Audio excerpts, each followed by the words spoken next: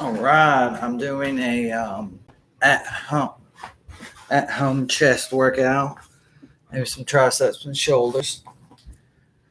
A little push workout,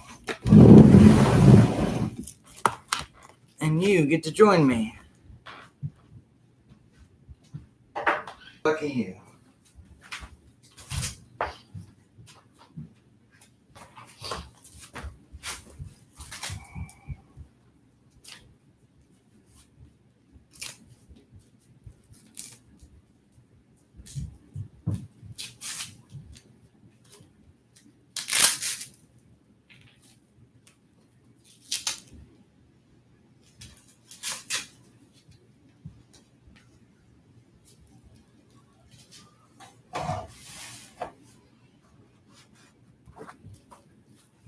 Gotta get some water.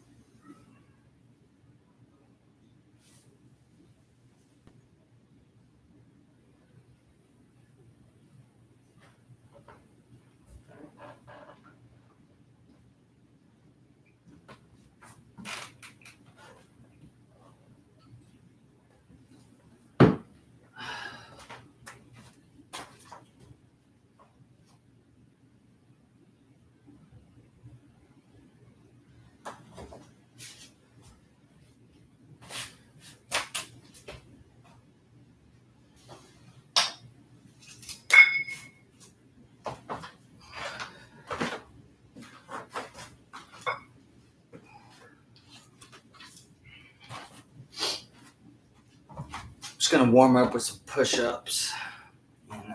Don't want to hurt your body.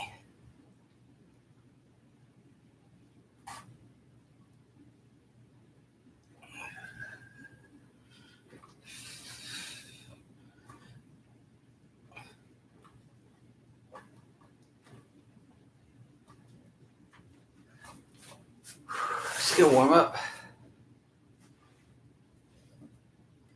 I think I'm gonna put it on a podcast.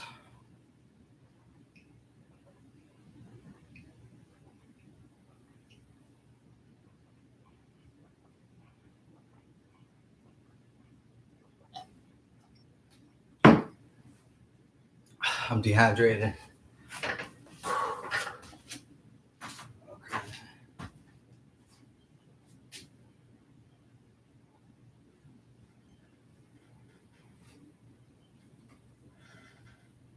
Domino's, you can carry out 2 medium 2-topping pizzas for $5.99 each, as well as lava cakes, bread bites, and more. We inhabit If I have to deal with that, so do you. awaiting unless thou shouldst take the crown. Go there and say, you know what, I would like it if you stopped doing, like, just turning the PKA subreddit into our niggers and making, like, every sort of racist thing something that you pretend lefty did.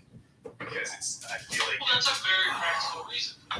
Yeah, I don't want, like, watermelon traps or something to somehow be associated with the show. If we do something clever, master racer, not so clever, I don't know. It's one thing, but to grasp at straws and just make like what seem like anti-black jokes coming out of nowhere, I don't like it on the subreddit. So please stop. Well, here's another side effect to it. People been asking me to ask Drew if he would come on PKA. So I asked him today on the walk. He's like, I don't know. I was watching your video and people talk about this lefty guy. I don't know if he'd like me. I haven't done Oh, that in a God while. damn it. I'm dead serious. Like, he really thought you were racist. Lefty didn't even say anything racist. He said death to America. And we just turned it like he was. He didn't say death to America. He like stuttered through it, and that's all you heard. He said it was about, he was like, we're going to do Painkiller Ready ads. Oh, by the way, Jumpman 12, make it a braid. We're going to do Painkiller Ready ads. And Lefty's like, well, we won't advertise anybody. and we were sort of formally if the money's there, we don't care thing. And the idea came that what if the Taliban wanted to advertise or Al Qaeda. or Al Qaeda? Sorry, yeah. And then he goes, well, what if the check clears? I'm like, the death to America. And that was where it was born. It's not even racist, but that's where it came from. Yeah, it was really funny. The Good one job, thing I man. don't I'll try to check the clear. yeah, they got a lot of money. They can sponsor a whole bunch of stuff. The one thing I don't like, I appreciate very much clever racist lefty jokes. Clever, actually funny. Those are good, and I will tip my hat and slow clap. But Wait, some oh, the guy's calling me. oh God, I answered. So he's calling me, but I have to hang up on PKA to do it. I'm gonna call him back. Okay, well, really quick while this happens, I appreciate the clever stuff, but I had one guy today. He was just like blah blah blah. He was talking about something, get somebody on PKA, and he was like, "You racist fuck." That's not funny. That's not clever. You're just swearing at me and cursing at me at that point. That's not cool. Videos. Oh, really? Small world. I think, Sean, did you ever learn about Modern Warfare? I think that's, yeah, you have like Modern Warfare videos. I'm actually a big World of Warcraft fan myself. I don't know if you play, but I've seen your YouTube channel many times. Oh, well. I was actually just laying down in bed. I was laying down in bed and about to fall asleep. And I checked my voicemail and you just happened to pop up. And you said maybe I'd magically call you back, so here I am. So I should tell you, you're on our podcast right now. You're on the phone. Me, Lefty, Wings of Redemption, and FPS Kyle. Nice. How you doing? Those were sloppy. I actually just got done with an interview. I Those were did sloppy. a Fox Boston with my brother. Went well. I was actually watching the interview just to critique myself, just to see how it went. But yeah, I literally did the last phone call I'm taking before I go to bed. I literally was laying down and I happened to pop up and check my voicemail and there you were. So in your video, we played your video, please don't copyright strike me, to let people know who you are. And you said like, hey, things have been going rough, long story, whatever. What's the story, man? How you doing? Well, I'm doing all right. I mean, a lot of bad stuff has happened in the last couple of years. I mean, I told the Boston Globe the same thing. I'll tell you. Not that I'm trying to put this out there, but after I started this whole thing back in 2007, I did phone calls for 2 years, started getting involved with alcohol, drank a lot because I got depressed and some people were calling me just kind of being rude and whatnot. And I just went down a dark path. I ended up being homeless for 4 years. I traveled the country and had no direction whatsoever. Landed up in Rhode Island, and I have 2 kids now, and life can't be better. I got a beautiful apartment. I have a good girlfriend, and everything's just going great. So that's why I said the holiday season, I thought this would be the best time to start my calling thing again. But I did not think it would blow up the way it has. On the video that I watched, you said you were sad. It doesn't sound like you're sad. Well, no, I'm not sad. I mean, I am, but it's not something I try to like. I'm not here to try to get sympathy from people. That's why in the video, after I uploaded it and started getting all those views, I was contemplating reviewing the video because I didn't want to like.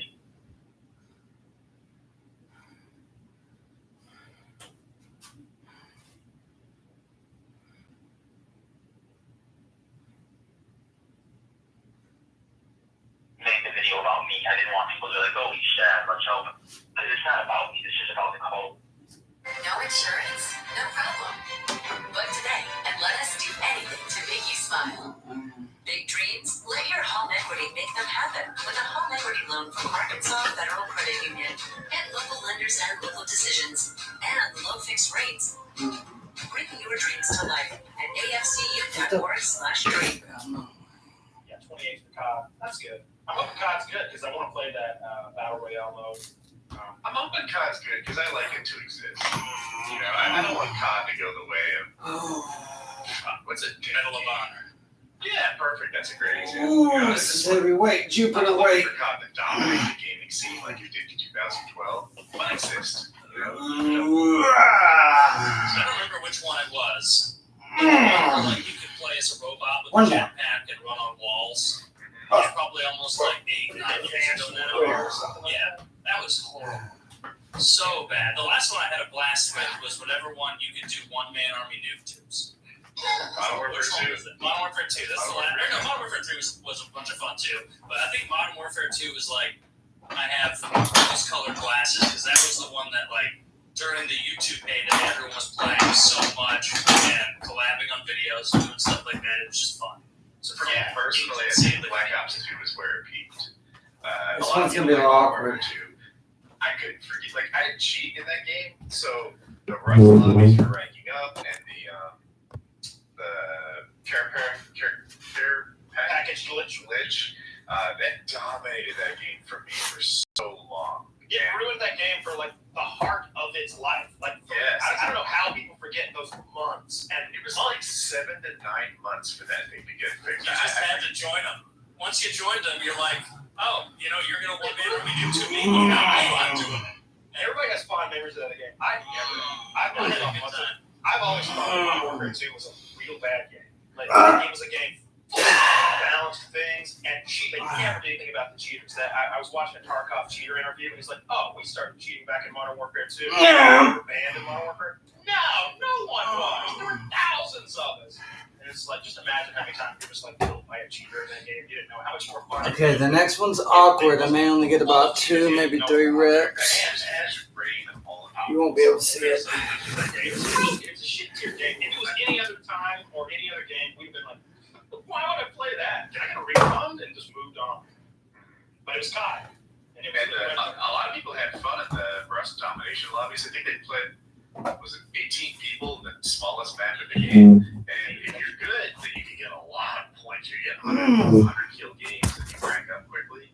But for me, like trying to get footage, it's like, you just ruined my stats and you maybe like. Okay, 3 we'll have to do. I'm out in a cheating lobby without it being my fault. Yeah. That kind of shit stuff. Yeah, I mean, and that's a good example of like, what the game was broken. They had their own lobbies. Yeah. And you know, it was ridiculous that everybody has. And when people talk about Rust, you know, the map Rust on that is like this classic thing. I don't get it. I'm like, really? Well, Rust Really? You have fond memories of that of the map Rust on What's your fondest memory map ever? Shipment. I mean, it might be Shipment, but it's more than likely like something like Bog or Overgrown, somewhere like that. One of Maybe those Crossfire. Yeah. One.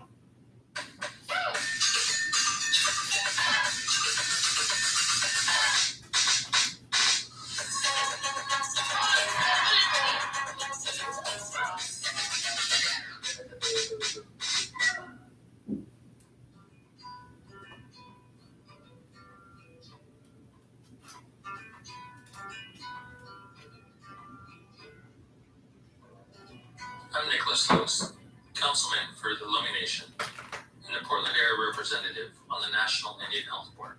There is an old Lummi saying. Fuck Talk it. about Andrew Tate. I don't know how much you've talked about, or this kind of phenomenon maybe took place when you were in your grade. Yes. Oh, okay. Literally, I left, and throughout that month, that's when Andrew Tate became more popular.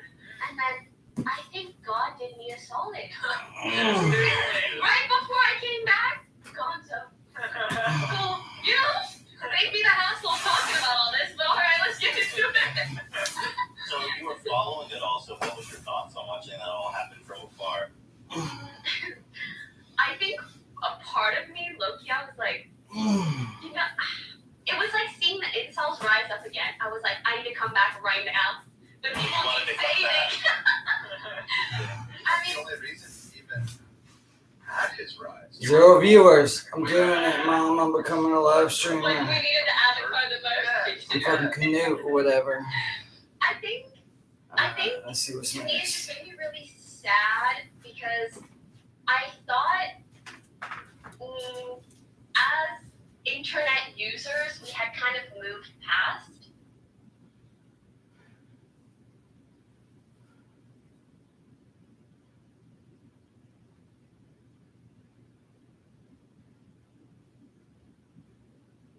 This sort of talk, this sort of misogyny, this sort of rhetoric, And to see it come back I'll and do that, bro. rise up in such a massive manner, I guess was, just surprising and kind of sad to see, especially in regards to the harassment that it resulted in. But something that I think people don't discuss enough is clearly there must be a lot of, especially young men, who for some reason resonate with what Andrew Tate is saying. Why is that? And are there any takeaways that we can take from that in order to not have things snowball so far out of control in the future? Yeah, that's a good question. I also agree. I didn't know this thing was even brewing. I mean, you see a lot of small fries like Fresh and Fit who are like small-time misogynists. Yeah. And Rollo Tony Brown Town, who's like an even smaller town misogynist. But Andrew Tate is like, just became so big. And I agree. I don't know. Obviously, he's a symptom of a problem. Yeah. And I'm not quite sure why young men in America or around the world even are so fucking dissatisfied. You know what I think it might be, actually? I think there might be some things he says, because obviously I really have not seen much of his content, so I'm kind of going off of the reactions of people. I think there must be some things he says, just like general life advice perhaps, that does resonate with people or provide value. But then I think he takes it too far, sometimes as a gimmick, or for the memes, or for the laughs, or for the whatever, right? Yeah.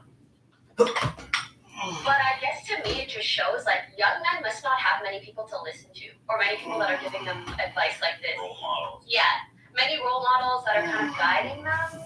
And I'm sure, like, you know, there are issues with that both genders face, and clearly young dudes, you know, they need some assistance, I guess. I don't know. What is wrong? Are they not getting enough love at home? You know what I mean? Are they not being nurtured by their fathers? They Might only might do one more not be. set They of might those. not be. Ever since it became such a big thing, like the more we talk about it to people in our life, not on the internet, just people, they all have a story of like, oh yeah, this guy was just telling me that he really looks up to Tate. Yeah, And so it really affects like a lot of people. exactly. And when I hear stuff like that, I'm like, I'm curious what content of Andrews that I will. they're referring to. Yeah, Because I feel like there's I don't such a claim- spectrum. I don't know. Well, that's the self-help aspect is so like generic. Anyone can do it, you know, deliver the same fucking But I think tried and probably true like self-help he stuff. deliver it in a nice way, and he delivers it in a very sensationalized manner, which works for some folks. Well, it's nice to think that everything bad in your life isn't your fault. I mean, Jordan Peterson does the same thing. But I don't know if men from this generation, like, didn't get enough fucking love. Like, women or young girls, their parents nurture them in general. I'm being general, but I think it's true where young girls see an affection, specifically from dad, let's say, than young boys. Probably that's now. That's changed a bit. Where people my age and younger are feeling more sensitive and to their boys. But I wonder if Some girlies. boys did not get enough nurturing. I really do. You know, aside from parental nurturing, I wonder what friendships between men ages like 14 to 21 look like. I'm really curious because I feel like when I see guys who have really healthy friendships, people that they can be vulnerable with, people that they can talk to, people that they can hug every now and then if they need a hug, I feel like it makes such a difference in just like how well-rounded they are as a human being. That's very true, but again, it's like Wait, you guys need to bring on like a 15-year-old Andrew Tate fanboy, interview him, see what's up, extrapolate some information. we've seen them. They're just like him. They don't fucking listen. Like Sneeko, I've heard him debate people. You just He's call older, ugly, I imagine. He's older. He's older, but he's not as old as me. But I think they're just. I mean, it's like almost like a MAGA level of delusion, like cultist delusion. Like there's really, and once they've fallen into the table, there's almost no sense. They've lost all sense of. It makes me kind of scared being in an industry that is like so adjacent to that, like gaming, streaming. I don't know. Yeah, but I think there's a lot of toxic masculinity, which Jordan, I know, I'm sorry, Jordan Peterson. Toxic masculinity. What the fuck does that mean? Your impression is so good. Thank you. Finally, somebody admitted that. That's true. Everybody makes fun of my. It's okay. No. What is the meaning of just? No. The Is other it one. just the other? Well, Yeah. wasn't as good. Fuck you. Fuck you, The Pokey. other one on point though. Pokey, fuck you.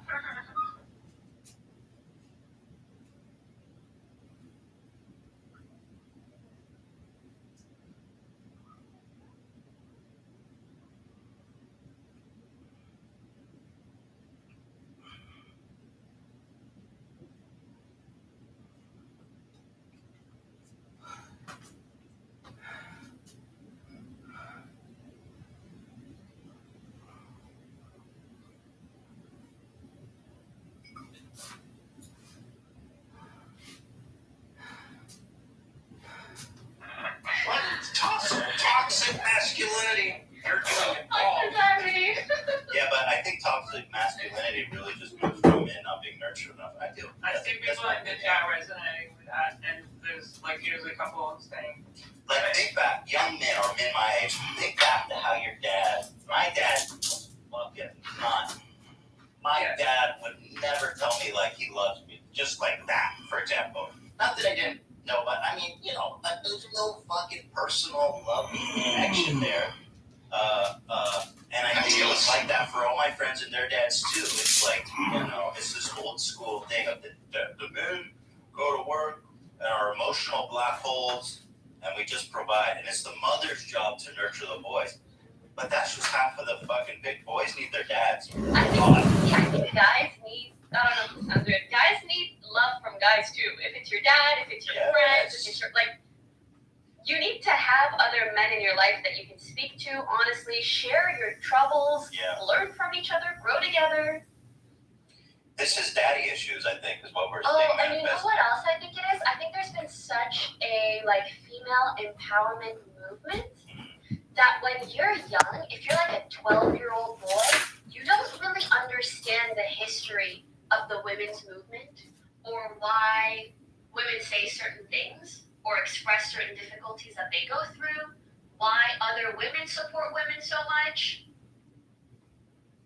or why some guys go out of their way to support women, right? It's because of this historic, you know, these issues that we've had in the past. But if you're literally 10 and you see this, you're like, women are treated so much better than men. You know, like, you just don't get it.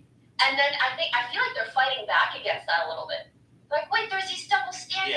Things are not fair. When in reality, they don't understand the full context. Yeah. They don't. I hope that makes sense. No, it does. Hilo, what were you gonna say? Kat is yelling at me. I was gonna read a comment and then I lost it. But they were saying like I saw a few that they grew up in.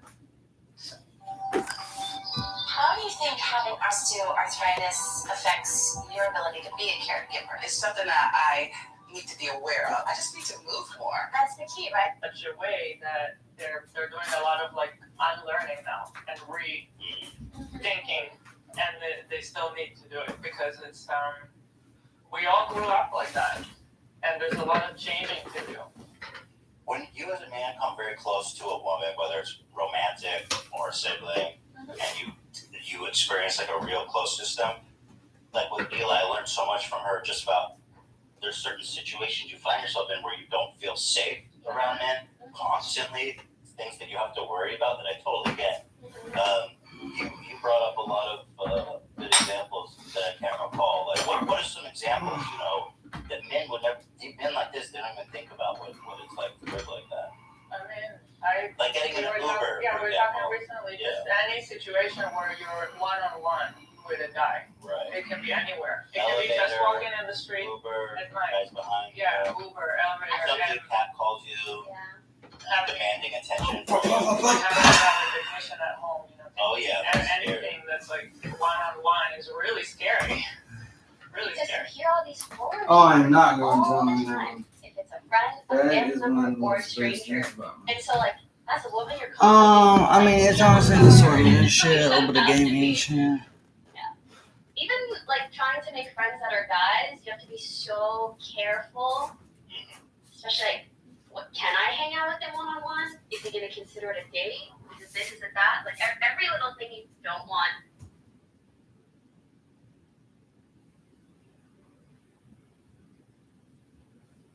I'm 100% not interested in anyone who works here. 100%. Not 99.8, 100%. Currently. I don't know, maybe shout out some new people. That's a joke. It's okay to laugh, people.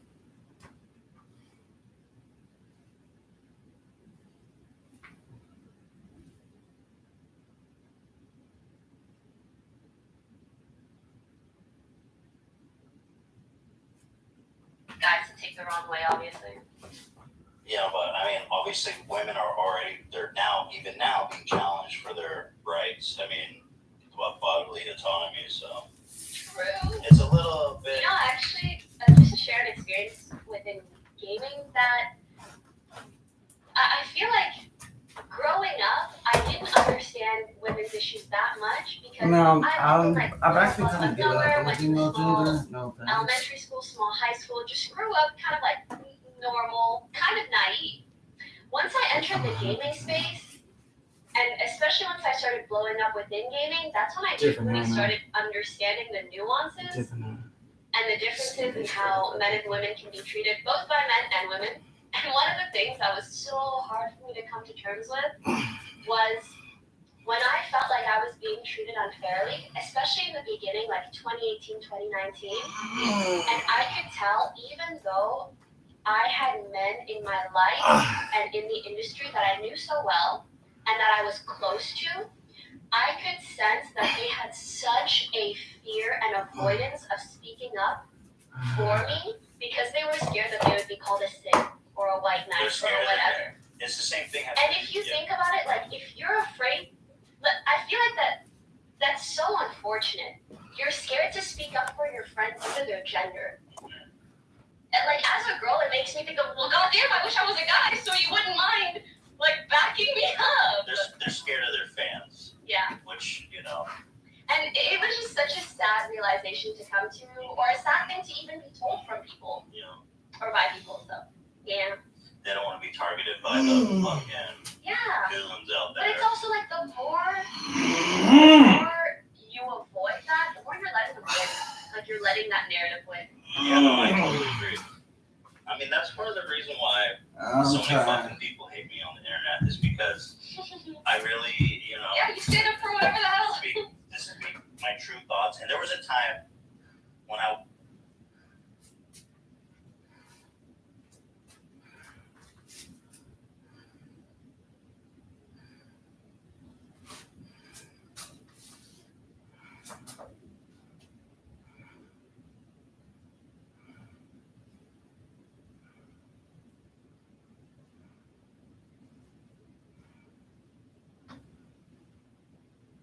So, I had a topic.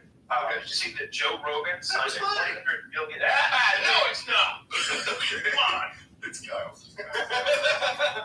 I totally wasn't about to talk about it. No, Well, I forget to write that one down. I don't think so. That's a huge. Lay it out. Rogan signed a $100 million deal with Spotify, and starting I think in September, all of this content is going to be available over on Spotify. This is starting to sound like an ad. I'm just excited for Joe Rogan. Yeah, eventually it'll be exclusively on Spotify. Like if you want to watch a show the way you've been watching it, you gotta head over to Spotify, but it's free. You don't have to like make some sort of special account or like a paid account or anything like that. His content is going to be Spotify, and it'll be still produced and created in the same way, in the same format. It's not going to be an employee of Spotify. It's the same show. It's just over there now. $100 million. Dude, this is. Yeah. Does Spotify does videos? I had no idea. Well, they're going to have to because that's what he's doing. I don't know anything about Spotify, but I know that he's going there, and the video episode version of his show will be on Spotify. So it's Spotify. That's what he does. Good for him. $100 million. That's awesome. So, according to my Twitch chat, the most reliable source on the internet, there'll still Reliable as mine.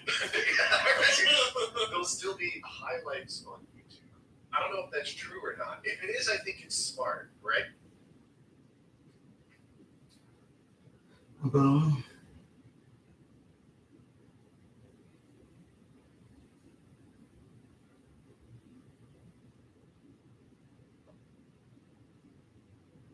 It, like,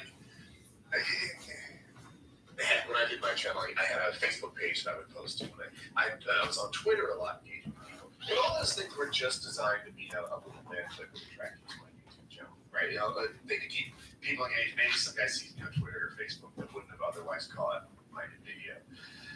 They'd be smart to put it on YouTube, and that could be a funnel that leads people who are interested in a show into Spotify. Because for me, I mean, I don't know what the new platform will be like, but the Jerry Show ends as soon as he leaves YouTube. For me, I don't see myself changing platforms to follow him over there.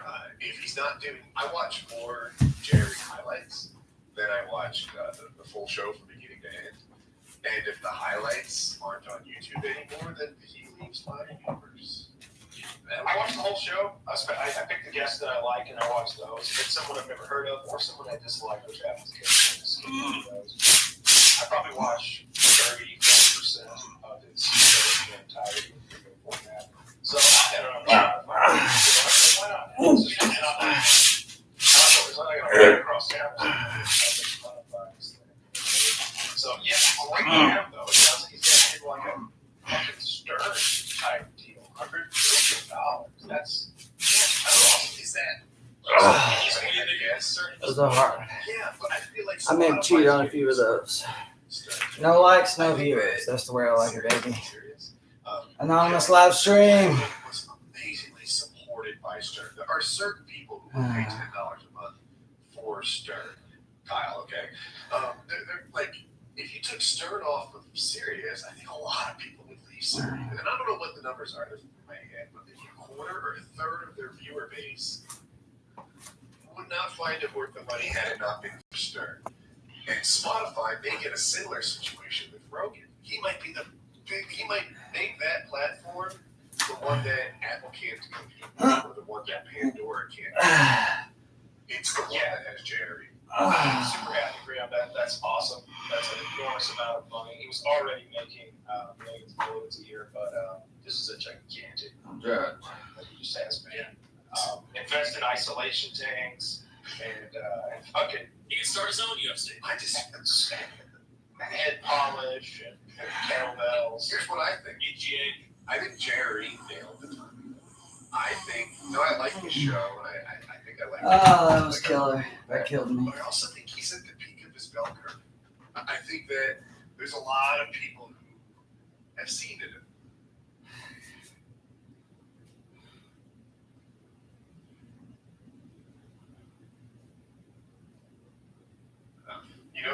Like there's this Reddit's turned against him. They're all it's.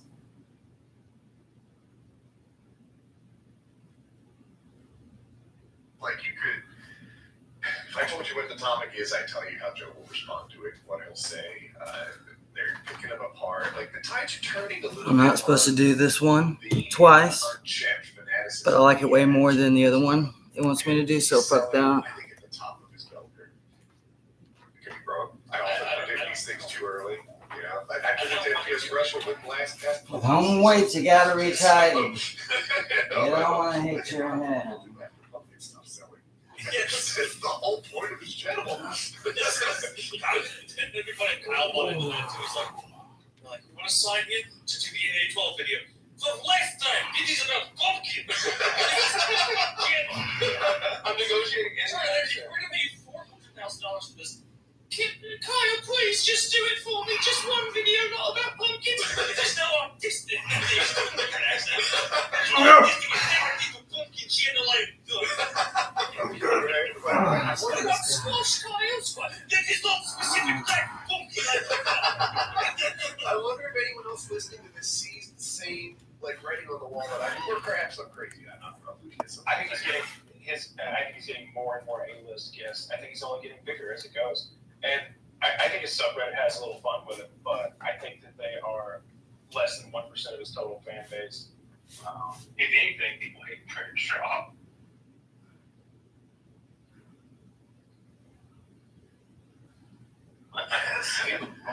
Schwab show is growing too. He should sell. I mean, I'm sure that if Rogan can get him on Spotify somehow, he will. He'll get some sort of junior deal. I need to be Rogan. I want to get on the Rogan gravy train, right? Like, you just gotta just just agree with everything he says and be 240 pounds. I can do that. That's actually brilliant. I'll just keep eating and agree with everything. I'm practicing that. I do dislike Shaw too, quite a bit. He just never has anything original to say, and when he's on there with Rogan, it's just everything he says is just like absolutely, definitely, oh yeah. Coca-Cola's the best, though, and Shaw is the best. All he does is amplify everything Rogan says in every single situation. You can find the times that they've disagreed on something, and then Rogan didn't change Schaub's mind by the end of the discussion on one hand. Like, it never happened. I see a lot of that. And I was going to describe it in a similar way. I don't think Schwab, I think, is very insightful. Like, he doesn't bring his own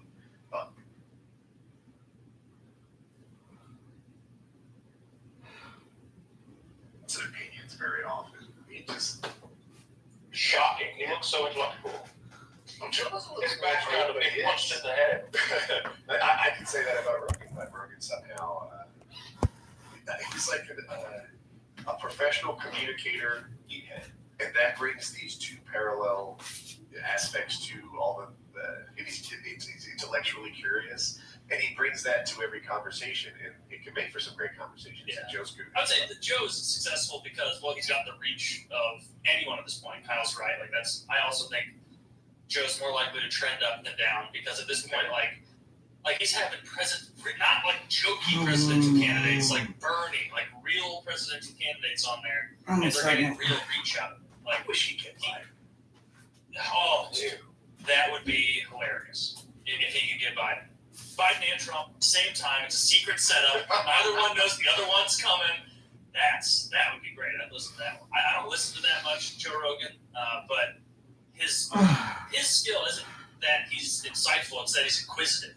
Like, he's got a million different questions for every person that comes on there. He seems genuinely interested from what I've heard. Like, and a lot of times the questions that I have, and I feel like a professional interviewer, some kind of fucking Dateline or ABC, they wouldn't ask the questions that I want to know. That's a bunch of nonsense. Rogan asks questions, and I'm like, yeah, what about that? You know, when he asked Elon Musk, so how long before we're flying? How long before I can mentally control a rat and send it to do my bidding? Yeah, see stuff like the dinosaur thing a while back. There's that clip where like he had some paleontologist on. I watched, it was like a half-hour clip probably 5 years ago, and Joe brings like the way a normal interviewer would do it would be like, so all these people saying dinosaurs don't exist, that's simply silliness, correct? And then that guy would be like, absolutely. We have so much evidence, preponderance of it. There's no reason to even address it. Joe's like, no. I want to spend like half an hour. Pull up that guy who says that like raptors are made up. Yeah. All right, we're gonna watch this whole thing, and you're gonna make fun. Perfect. I wanted to watch. I want you to watch 30 minutes of a man mocking your life's journey, and then have you respond live on camera. Let's go. And by the time they've like watched the clip, the paleontologist is like, all right, you know what? Fucking live it.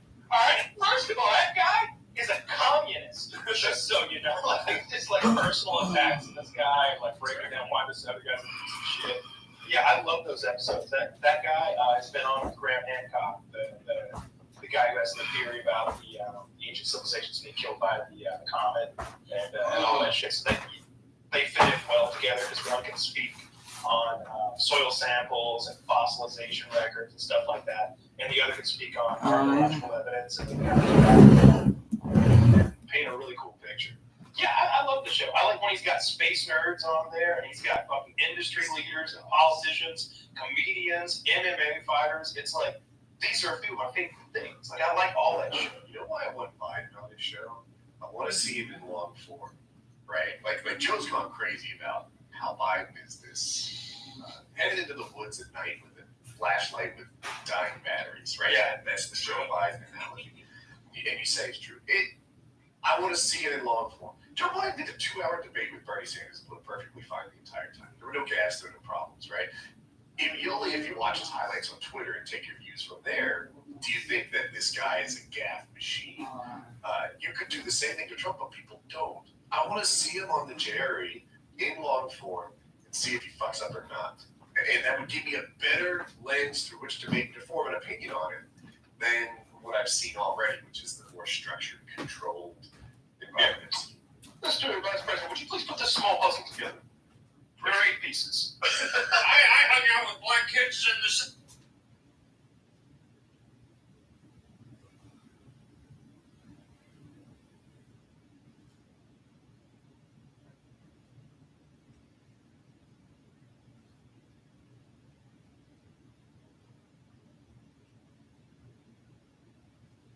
'70s Jew. That's great. That's great. We know about the black Joe. You want to get high, Joe? Well, 1 second, Joe. Is the bathroom calls the police. Talking about Joe Rogan. Have Joe wow, just realized that have them debate marijuana. I saw Joe debate Steven Crowder on marijuana. One of the few times I've seen him kind of heated. And Rogan did a great job. And Crowder talks about stuff like this for a living, and Rogan held his own, if not won. So it's so funny that would be the thing that Rogan gets like, it's like, you don't love pot? What do you mean you don't love pot? Things like that. Pot legalization. And yeah, he did it. Gotta get your protein. If you don't eat enough protein, there's no point in working out. You won't put on any muscles. Versus boxing, right? Versus boxing, yeah. That was early. That's Yeah, he's got all of it. Yeah, I'm really happy for him. I'm glad he's making all that money. That's great. He'll be able to buy so much fucking elk meat. Oh my god. He doesn't buy elk meat. So, according to those totally unreliable net worth estimators online, Rogan was already worth like 30 or 40 million, I'm trying to say. Yeah. Let's say this $100 million deal is true. That adds, I don't know, $50 million to his net worth, right? Like, I'm trying to take out taxes. Okay. Whatever the portion. Worst case scenario, he's getting 50. My Twitch chat says Jamie gets 10%, so that's undeniable. Okay. Yeah, that's not true. Yeah, the guy who sets the cameras up and Googles ridiculous things, he gets $10 million. Just read it because I read it. It was right there. This would be like if we sold the show, and all of a sudden Mitty Smitty had to get 8% of it. Like, well, he does mod my chat occasionally. All right, count that. He plays a lot of games with Kyle. All right, oh my God. All right, he's putting serious on the internet. I'm sorry, Mitty, but you probably don't get a percentage of the gross.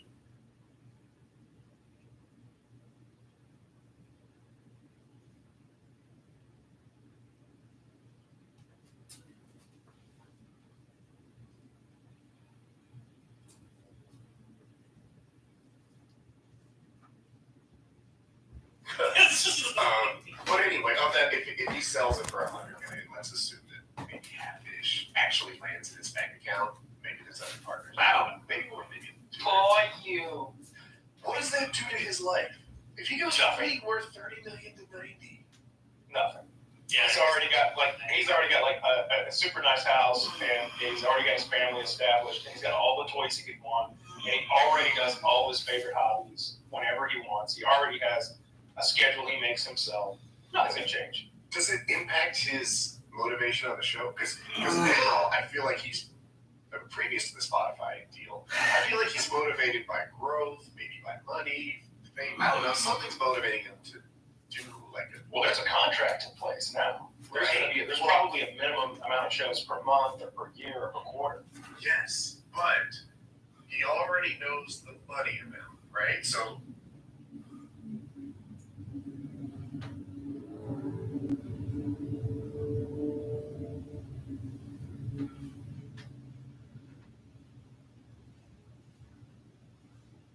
Like, let's say I'm a big time Twitch streamer. I go to Mixer and they say, Woody, you get paid this much and you have to stream 20 hours a week. I'm like, fuck. Doesn't say shit here about how popular I am. So I start streaming, I don't know, the lowest effort shit I can find. My favorite game is kind of a popular game. You know? Like it will change.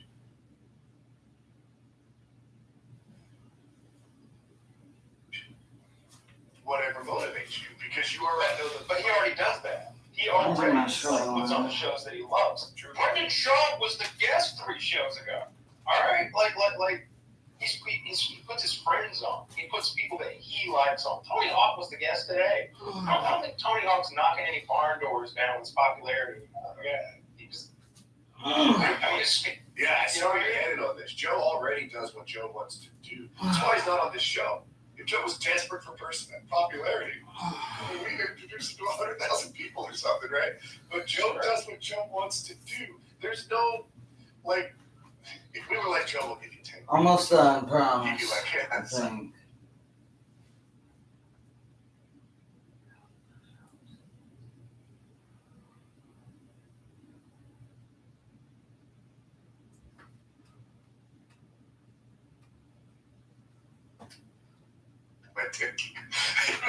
If we offer, like 3 seconds of work, I'll like pop in and go, ha! I don't think he would. I don't think if we offered him $3 million, he'd be willing to do something he doesn't want to do, right? Like Kevin Smith tried to get him in the movie for a little cameo for money, like $1 million or something. I don't know the money amount, but Joe was like, yeah, I don't.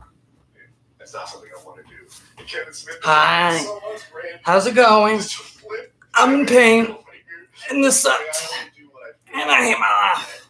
But luckily, I'm almost done. Less people are going to see whatever movie he decides to cameo in than will listen to a podcast. There we go. Like, not even close. He's bigger than Stern. He's bigger than everyone at this point. Nobody holds a candle. The only person I can think of with like big active listeners, maybe Rush Limbaugh. Rush Limbaugh's like mostly popular. Yeah, probably like Rush and Joe. But people with nationally syndicated radio shows that go on daily. And it depends how you like How you aggregate. parse out, how many people are actually. Like Sean Hannity does like his radio show and then his TV show at night. Do we add both those numbers together, even though there's overlap? Do we even add them at all? And then with Stern, there really is no very accurate way to determine his numbers. Last time I checked, Sirius had around One more 40 exercise. million subscribers. Let's fucking get this done before my laundry. Most of them are there for a while. I know the only reason I was paying One more. I got this. Easy peasy. it became so late. I Fucking was lemon paying really squeezy. for the best ofs because they had the 2 channels. They had Sirius 100 and 101, and I believe on 101 it's all reruns going back to like the 80s or something like that. And I was listening to all of that. It took me like 3 years to like listen to his whole fucking catalog of shit, thousands and thousands of hours, every road trip, just playing out, old Stern, best of Stern. And then when you finally get through that catalog, you get to like, all right, let's see what he's doing today. It's like, oh, he's doing a really terrible interview with Charlize Theron. I don't. Who cares about Charlize Theron? I mean, I would maybe if he interviewed her like the way he would have interviewed her in 1993. Right, kind of talk about her wedding night or masturbation or something. And I'm done. I know she's got some big labia down. I'm done, finally. To talk about I might do some little bit of stretching, but dude, that's fucking drained me. That's what I enjoy. I worked today, so I'm tired. 50 minutes. Got it done in 50 minutes. Fuck yeah. You can tell that sometimes they were not accustomed to that. O&A had that same vibe of treating celebrities kind of shitty, and it's nice. I'm not saying you're wrong, but I took a different vibe from it. I feel like he got celebrities to open up in a way they never would on any other platform. Like I suspect we got the version of Britney Spears that her friends got because Howard just, I don't know, I don't want to say weaseled or slicked his way into making someone feel comfortable, but that's maybe you get the intent without the evil. Yeah, he massages them, and when he lulls them into complacency, and then he sort of hits them with those harder questions toward the end of the interview. That's sort of the style, but it's gotten less and less entertaining over the years to the point where I don't care about it anymore. And I realized I hadn't turned it on in weeks and weeks, and so I just stopped paying the bill. So I like the Joe Rogan show, but I'm curious about Joe Rogan's story and how the Spotify. I'm done. Right, with establishing. You got any tips or questions? Put in the comments. Or Let's flex. Make this better content. Maybe part of this is like maybe I'd love to see